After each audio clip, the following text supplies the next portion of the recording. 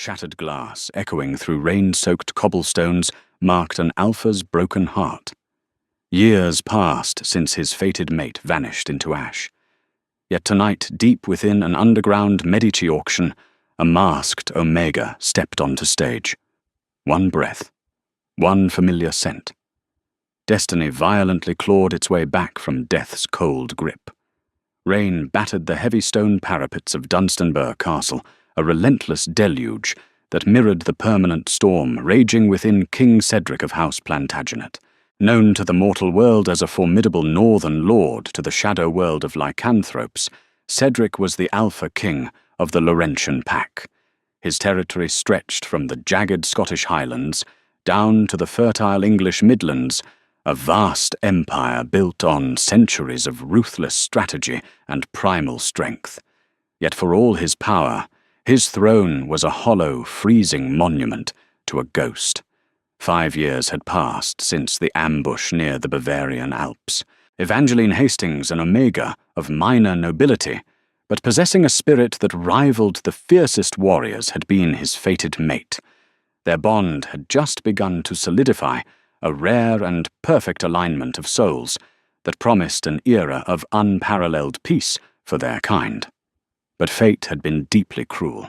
While traveling with a diplomatic envoy under the supposed protection of the Holy Roman Empire, Evangeline's carriage was decimated by rogue mercenaries. When Cedric's trackers finally arrived, they found nothing but splintered wood, slaughtered guards, and Evangeline's royal blue cloak torn and completely soaked in unspeakable violence. Her body was never recovered. The elders declared her dead, a victim of the vicious border wars. The loss did not just break Cedric. It shattered his humanity, leaving behind a cold, calculating beast. He had spent the last 5 years consolidating power with terrifying efficiency, crushing rebellions before they could spark and turning the Laurentian Pack into a military juggernaut. His eyes, once a warm, vibrant hazel, had hardened into chips of glacial ice. He refused to take a chosen mate, ignoring the frantic pleas of his council, who warned that a pack without a queen was fundamentally unbalanced. Cedric cared nothing for balance. He cared only for order control and the slow, methodical eradication of any rogue faction that crossed his borders. His isolation was profound, broken only by the necessities of rulership. It was one such necessity that brought a wax-sealed parchment to his heavy oak desk on this dreary autumn evening. The seal bore the unmistakable emblem of the Medici Bank, 6 spheres arranged in a perfect shield. However, hidden beneath the wax, visible only to eyes accustomed to the dark, was a secondary imprint, a coiled serpent. "The Venetian Council of 10, murmured Garrick, Cedric's beta and oldest confidant. Garrick stood near the hearth, the firelight casting long, shifting shadows across his scarred face. I thought they ceased their subterranean dealings after the Inquisition grew bolder in Florence. Greed always finds a way to outlast piety, Garrick. Cedric replied, his voice a low, gravelly rumble that vibrated through the stone walls. He cracked the seal, his sharp eyes scanning the elegant encrypted script. They are hosting a private exhibition beneath the Palazzo Ducale, an auction of antiquities territories and assets recovered from the Eastern Crusades. Garrick scoffed, crossing his arms. Slave trading wrapped in velvet and silk. It is beneath us, Cedric. Let the mortal lords squabble over stolen tapestries. Ordinarily I would agree, Cedric said, tossing the parchment onto the desk. But the manifest lists a particular relic, the silver gauntlet of the first Laurentian Alpha. It was stolen during the sack of Constantinople. I will not allow a sacred piece of our ancestry to become a conversation piece for some fat mortal duke, nor will I let a rival pack claim it. Garrick straightened, recognizing the finality in his Alpha's tone. Then we travel to Venice, quietly. Prepare a small retinue. No banners. We travel as merchants of the Hanseatic League. Cedric ordered, standing from his chair. At 6'4", his physical presence was suffocating, radiating an aura of suppressed violent dominance that forced even his beta to avert his gaze in deference. The journey across a plague-riddled, war-torn Europe was grueling, but to wolves of their caliber, it was merely an inconvenience. Weeks later they arrived in the watery labyrinth of Venice. The city above was a marvel of Renaissance commerce, alive with the sounds of merchants, gondoliers, and ringing church bells. But Cedric and Garrick were not interested in the sunlight. Guided by a silent, cloaked emissary, they descended deep beneath the Palazzo Ducale. The damp chill of the Venetian canals gave way to oppressive, perfumed heat. The underground chamber was a marvel of hidden architecture, carved from ancient bedrock and draped in opulent crimson tapestries. High-hanging iron chandeliers cast a hazy golden glow over a crowd of Europe's most dangerous elites. Cedric recognized several faces hidden behind ornate carnival masks. They were exiled lords of the Holy Roman Empire, shadowy financiers from the Medici Bank, and, most notably, emissaries from rival supernatural factions. Across the room, flanked by heavily armed guards, sat Lord Reginald of the House of York, a bitter rival alpha whose territory bordered Cedric's southern lands. "Keep your eyes on York," Cedric murmured to Garrick, accepting a goblet of spiced wine from a passing servant, but not drinking it. "He smells of desperation." "He lost 3 trading ports to the French last month," Garrick whispered back. "He's likely here to buy mercenaries or weapons." Cedric nodded, settling into a velvet-cushioned alcove that offered a commanding view of the raised wooden stage. He adjusted his own mask, a simple, intimidating piece of dark iron, moulded into the likeness of a snarling wolf. He had come for the gauntlet to reclaim a piece of his pack's soul. He had no idea that he was about to bid on his own heart. The auction commenced with a nauseating display of excessive wealth. An auctioneer, a greasy, velvet-clad man with the unmistakable scent of a lesser vampire, directed the proceedings. Priceless paintings, stolen holy relics, and forbidden alchemical texts changed hands for thousands of gold florins. True to the manifest, the silver gauntlet of the Laurentian Alpha was presented. Cedric did not hesitate.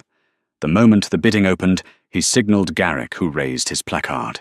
2,000 florins from the gentleman in iron, the auctioneer announced smoothly. Lord Reginald, recognizing the Laurentian claim, attempted to drive the price up out of pure spite, but Cedric's wealth, heavily backed by covert investments in the booming wool trade, was limitless. A final bid of 5,000 florins secured the ancestral armor. Cedric felt no triumph, only a cold satisfaction. Business was concluded. He was ready to leave the suffocating den of thieves. "Let us depart," Cedric said, rising from his seat. "Wait." Garrick said, his hand lightly grazing Cedric's arm, a bold move, but one driven by sudden, sharp alertness. "Look." The stage had plunged into brief darkness. When the torches flared back to life, the atmosphere in the room shifted from greedy excitement to primal, predatory hunger. The antiquities were done. It was time for the exotics. 2 hulking guards, both bearing the foul, musky scent of rogue lycanthropes, dragged a heavy iron cage onto the stage. Inside, chained by her wrists to the top bars, knelt a woman. She was draped in tattered, filthy silk that offered little protection from the cold subterranean air. Her hair, a tangled mess of deep, dirt-stained mahogany, cascaded over her frail shoulders. But what drew the eye was the heavy wrought-iron visor, locked entirely over the top half of her face, leaving only her pale, trembling lips and delicate jaw exposed. She was stripped of identity, reduced to a mere object. "Lords and ladies, esteemed guests," the auctioneer purred, pacing around the cage like a showman. "We present a true rarity, an unbonded omega of breeding age.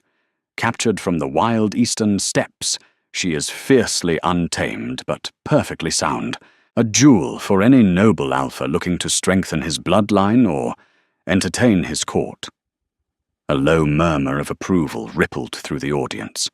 Cedric curled his lip in disgust. The supernatural slave trade was an abomination, one he aggressively stamped out within his own borders. But this was Venice-neutral territory, governed by coin, not pack law. He turned away, entirely uninterested in the miserable creature's fate. But as he moved toward the arched exit, a heavy draught swept through the subterranean cavern.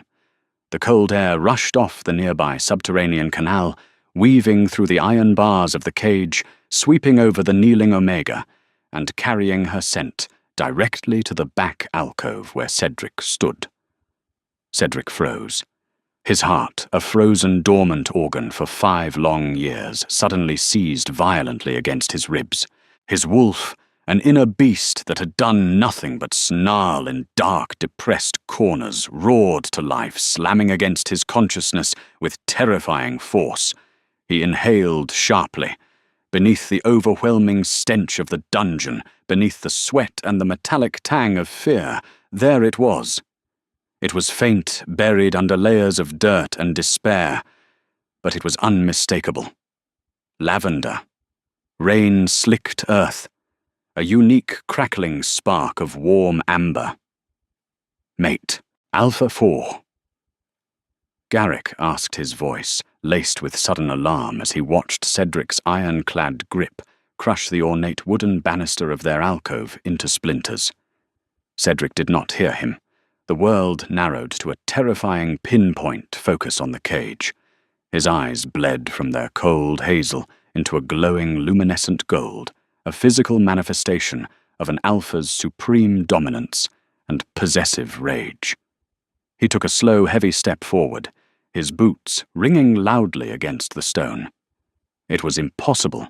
He had mourned her. He had ordered the rites of passing. He had lived in a waking hell of grief. Yet his primal senses, an instinct far older and more infallible than any human logic, screamed the truth into his blood. The Omega in the cage was Evangeline. "We start the bidding at 3,000 gold ducats," the auctioneer shouted, oblivious to the apex predator stalking closer. 4,000, called a masked figure from the French courts.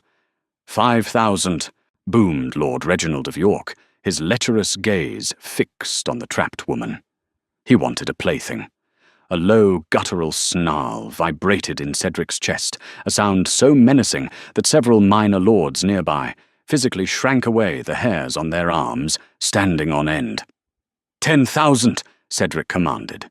His voice was not loud, but it possessed a terrifying acoustic weight that cut through the clamour of the room like a broadsword. Silence descended on the Palazzo Ducale's underbelly. Head swiveled toward the towering figure in the iron wolf mask. 10,000 ducats was a king's ransom enough to purchase a small fleet of merchant ships. Lord Reginald sneered, his pride stinging. He recognized Cedric's voice. 12,000 Plantagenet. Your northern coffers aren't as deep as you pretend. Cedric didn't even look at York. His glowing golden eyes remained locked on the shivering form of his mate. She had reacted to his voice, a slight flinch, a tilt of her visored head, as if trying to grasp a memory slipping through her fingers. 20,000 florins, Cedric stated, his tone chillingly flat, and the head of any man who bids against me. The threat hung in the thick air, heavy and absolute. The Medici guards shifted uneasily, hands drifting to their scabbards, but the auctioneer waved them down, his eyes gleaming with raw greed. 20,000 was an unprecedented sum. Lord Reginald opened his mouth, his face flushing purple with rage, but the beta beside him frantically pulled his arm, whispering a fierce warning into his ear.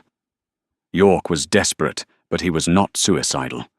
Challenging the Alpha King of the Laurentian pack over a nameless slave was a death sentence.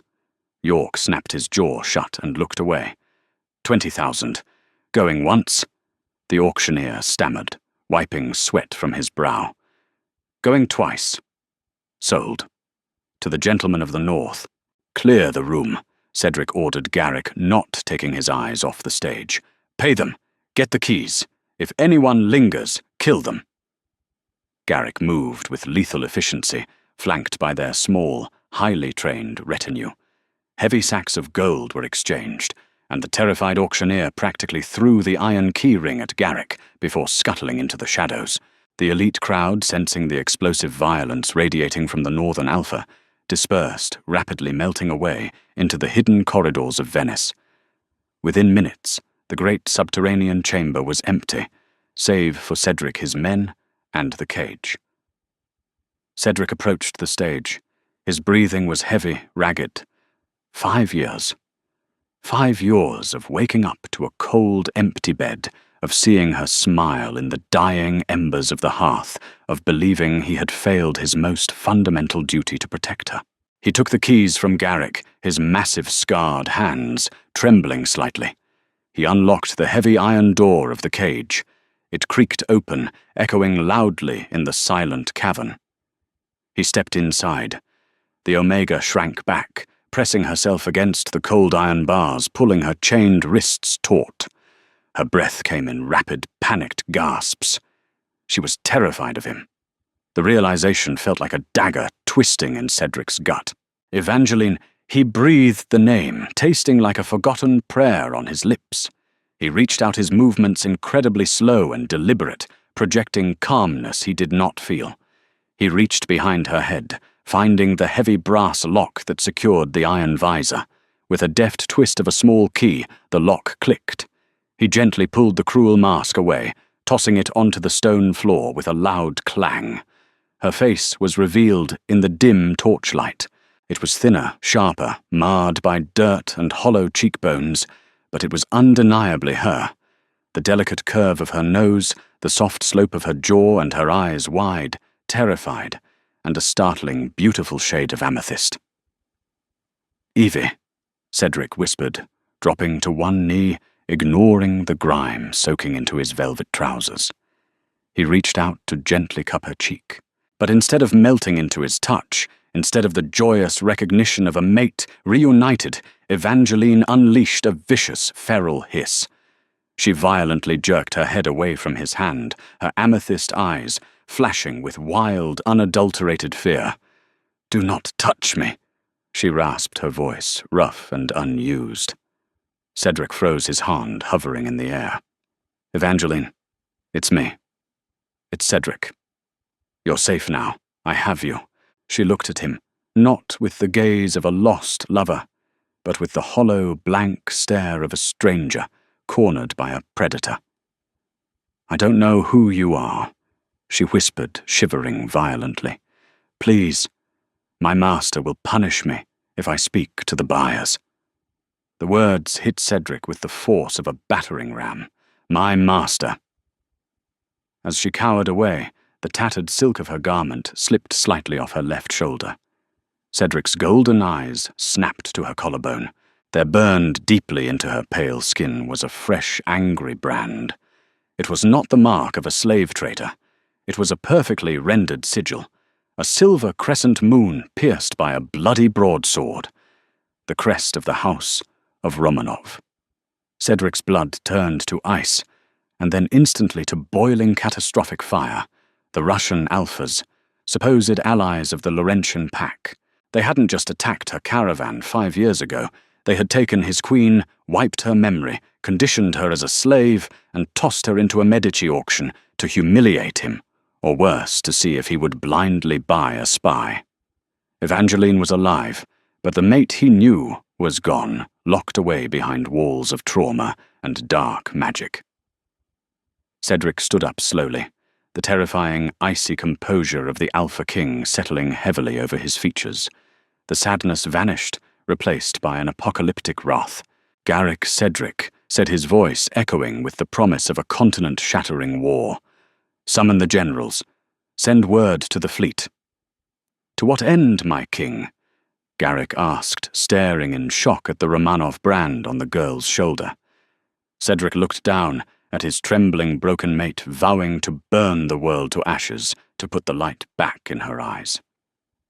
"We march on Moscow." Gale-force winds howled against the ancient stone keeps of Dunstanburgh Castle, but the chill outside was nothing compared to the freezing tension within the royal chambers. Weeks had passed since the extraction in Venice. The journey back to the English Midlands had been a grueling nightmare of logistical secrecy and agonizing emotional restraint. King Cedric had surrendered his own opulent quarters to Evangeline, moving his war council into the drafty northern armoury. Despite the roaring hearth and the finest silk gowns provided by the castle staff, Evangeline refused the bed.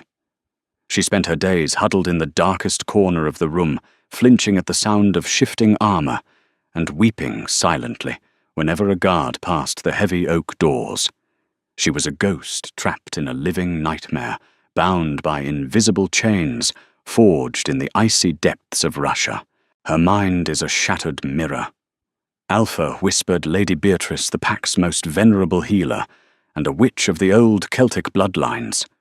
She stood with Cedric in the corridor, her hands stained with the scent of crushed lavender and bitter myrrh. I have examined the brand upon her collarbone. It is no simple iron burn. It is a subjugation rune, tattooed with a mixture of silver dust, wolfsbane, and the blood of an Alpha. Specifically, Alpha Victor of House Romanov. Cedric's jaw clenched so tightly the bones popped in the quiet hall. Can you remove it? The physical scar, yes, Beatrice replied, her voice trembling slightly under the crushing weight of Cedric's suppressed fury. But the magic is rooted in her neural pathways. Victor did not just steal your mate Cedric. He stripped her identity and replaced it with a volatile obedience trigger. If we push her too hard to remember, the magic will hemorrhage her brain. She must break the conditioning herself, or we risk losing her forever. Patience was a virtue Cedric had abandoned 5 years ago, yet for her he would learn it anew. He began visiting her chambers every evening, unarmed, dressed in simple spun wool rather than his intimidating royal leathers. He never pushed. He never demanded recognition. He simply sat on the floor near the fire, reading aloud from ancient texts, eating his meals quietly, and allowing his natural calming pine and amber scent to fill the room. Slowly, agonizingly, the terrified feral animal began to recede. Evangeline stopped hissing when he entered. By the 3rd week, she accepted a plate of roasted venison directly from his hands, her amethyst eyes darting to his face with a flicker of confusing, desperate curiosity. "Why do you not beat me?" she rasped one evening, her voice still rough, staring at the scarred hands of the giant Alpha who sat so submissively at her feet. "Master Victor punished weakness with the lash. You look at me as if I am made of spun glass." Cedric's heart fractured all over again. He looked up, his golden eyes completely devoid of their usual terrifying dominance, filled only with a tragic, bottomless devotion. "Because you are not a slave to be punished, Evangeline. You are a queen who has forgotten her crown, and I will sit in this dirt for 1,000 years until you are ready to wear it again." A violent shudder racked her frail body. She clutched her head a whimper, escaping her lips, as a fragmented memory of a rainy Bavarian forest tried to surface, violently blocked by the burning sensation of the Romanov brand. Cedric instantly backed away, raising his hands, giving her space to breathe, swallowing his desperate urge to pull her into his chest. War preparations, however, could not wait for healing. The Laurentian generals were marshalling a massive fleet in the eastern ports, preparing to cross the Baltic Sea. The mobilization of such a colossal army could not go unnoticed, and Alpha Victor Romanov was no fool. He knew Cedric had reclaimed the stolen Omega, and he knew the wrath of the Plantagenet line was sailing for his frozen shores. Victor did not wait for the war to reach Moscow. He brought the war to Dunstanburh. Treachery paved the way. Under the guise of merchants from the Hanseatic League, seeking refuge from the approaching winter storms, a dozen elite Streltsy Romanov assassin wolves infiltrated the castle walls. They struck on the night of the blood moon, a lunar event that heightened lycanthropic bloodlust, but dulled their defensive senses. Chaos erupted in the lower courtyard. Alarms blared as the scent of foreign wolves and spilled blood saturated the frigid air. Cedric was in the armory with Garrick analyzing naval charts when the heavy doors were violently blown off their iron hinges by a concussive blast of dark magic. 4 massive Russian alphas stormed the room, their eyes glowing a sickly corrupted crimson. But they were merely the distraction. From the shadows of the corridor emerged a figure that made Cedric's blood run entirely cold. Evangeline. She wore a simple white linen gown, but her posture was entirely transformed. Gone was the cowering, broken Omega. She stood with lethal, terrifying grace, her amethyst eyes completely glazed over with a milky, unnatural white light. In her right hand, she held a jagged dagger forged of pure, lethal silver. "Kill the Alpha King," hissed a cloaked Streltsy handler from behind her, holding a glowing lodestone that resonated with the brand on Evangeline's collarbone. For the glory of House Romanov, Garrick roared, shifting into his massive brown wolf form to intercept the charging assassins, instantly engaging in a brutal tearing melee. But Cedric didn't shift. He did not even draw his broad sword. Evangeline moved with supernatural speed, leaping over the war table and tackling Cedric to the stone floor. The impact was bone-shattering. She pinned him down her knees, digging into his chest, raising the silver dagger high above her head. The corrupted magic in her veins demanded his immediate execution. "Evie," Cedric choked out, making no move to defend himself. He stared directly into her dead, glowing eyes. The dagger plunged downward. Cedric bared his throat, exposing his most vulnerable artery. He surrendered completely. The absolute, unshakable submission of an Alpha King to his fated mate was a force older and purer than any dark magic Viktor Romanov could conjure. The blade stopped a millimeter from Cedric's skin. Evangeline's hand shook violently. A desperate animalistic whine tore from her throat. The subjugation rune on her collarbone began to smoke and hiss, searing her flesh as the artificial command clashed violently against the deepest, most primal law of their kind. "You cannot kill your soul." "I am yours," Cedric whispered, reaching up gently to cup her trembling, tear-streaked face, ignoring the searing pain of the silver blade pressing into his skin. "I failed you once in Bavaria. I will not fight you now. If my death frees you from this torment, then strike my love. I am yours. Always." The profound sacrifice acted as a seismic shockwave through her mind. The mental dam shattered. Memories flooded back with torrential force. The smell of pine, the warmth of his laugh, the tragic ambush in the Alps, the agonizing years of torture in the cold dark, the auction in Venice, the gentle giant man sitting on the floor offering her venison and reading her poetry. With a blood-curdling scream of pure, unadulterated fury, Evangeline ripped the dagger away from Cedric's throat. The milky white film dissolved from her eyes, replaced by a blazing, majestic amethyst fire. The Romanov brand on her collarbone cracked, fizzled, and turned to dead black ash. She wasn't a slave anymore. She was the queen of the Laurentian pack. Evangeline spun around with lethal fluidity. Before the Streltsy handler could even process the broken hex, she lunged, driving the silver dagger directly into the assassin's heart. He crumbled to ash in seconds. Cedric surged to his feet, his own golden eyes flaring with triumphant apocalyptic rage.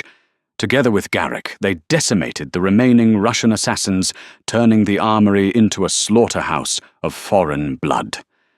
When the last enemy fell, the room fell eerily silent, save for the crackling fire.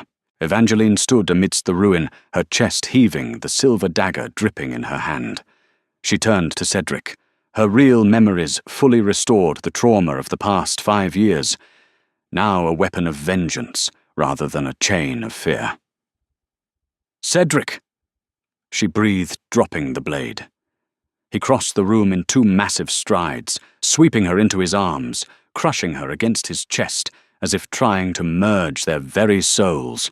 She buried her face in his neck, inhaling the scent of rain-slicked earth and pine weeping not out of fear, but out of overwhelming, absolute relief. The bond clicked into place, roaring with undeniable power, healing the fractured pieces of their hearts. "My king," she whispered, pulling back just enough to look into his fiercely protective eyes. Her voice was cold, sharp, and regal. "How many ships do we have?" Cedric smiled, a terrifying, predatory baring of fangs that promised the absolute destruction of their enemies, enough to turn the snows of Moscow completely red. Will King Cedric and Queen Evangeline's fury turn the snows of Moscow red? The Romanovs thought they broke a fragile Omega, but they merely awakened a sleeping dragon. If this epic tale of loyalty betrayal and fated mates kept you on the edge of your seat, smash that like button, share this video with your pack, and subscribe for more thrilling werewolf romance audiobooks. Tell us in the comments what you think the Laurentian pack should do to Victor.